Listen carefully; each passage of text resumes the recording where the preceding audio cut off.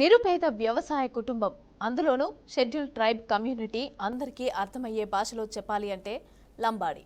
సమాజంలో వివక్షకు గురైన ఎస్టీ వర్గం నుంచి ఒక వ్యక్తి ఉన్నత శిఖరాలకు వెళ్లాలంటే చాలా కష్టమే. కానీ అతను మాత్రం అలా అనుకోలేదు.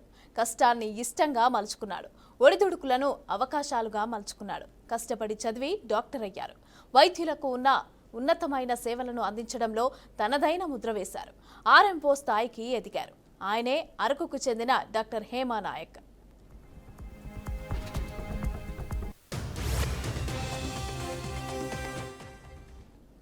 నెలకు 2 లక్షల శాలరీ, డాక్టర్గా సమాజంలో గౌరవం, అవేవి ఆయనకు సంతృప్తిని ఇవ్వలేదు.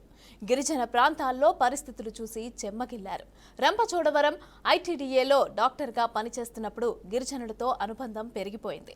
డాక్టర్గా ఉన్నతమైన సేవలను అందించి వారి మనసుల్లో చెరగని ముద్ర వేశారు. వారి బతుకులు మార్చాలని కలలు కన్నారు. ఇందుకోసం సొంత డబ్బును ఖర్చు చేశారు. అతడే ఒక సైన్యంలాగా జనంలోకి వెళ్లిపోయారు.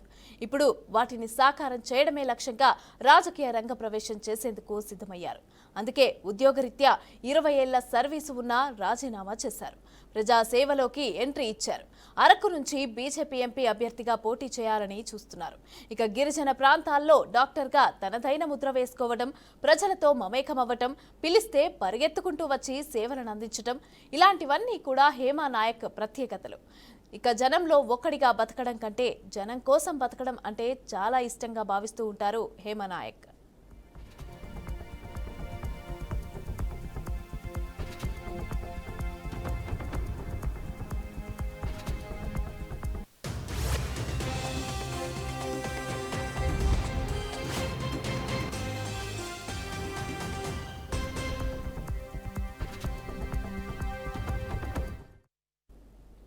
అరకు ప్రాంతానికి ప్రత్యేకతలు ఎన్ని ఉన్నాయో కష్టాలు అంతకంటే ఎక్కువ ఉన్నాయి.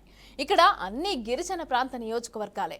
ఇక వీటిలో చాలా గ్రామాలకు కనీస సదుపాయాలు కూడా లేని దుస్థితి. ఒకసారి గెలిచిన ఎంపీ మరోసారి గెలవలేదు. అంతేకాదు ఏ ఎంపీ కూడా అరకు పరిధిలోని ఆయా నియోజకవర్గాల్లో తిరిగిన దాఖలాలు కూడా లేవు. అందుకే అక్కడి ప్రజలు కూడా నేతల తీరుతో విసిగెత్తిపోయారు. తమకు ఒక విజన్ ఉన్న నేత కావాలని కోరుకుంటున్నారు. ఇలాంటి సమయంలోనే డాక్టర్ హేమా నాయక్ వారికి ఒక ధృవతారలాగా కనిపించారు.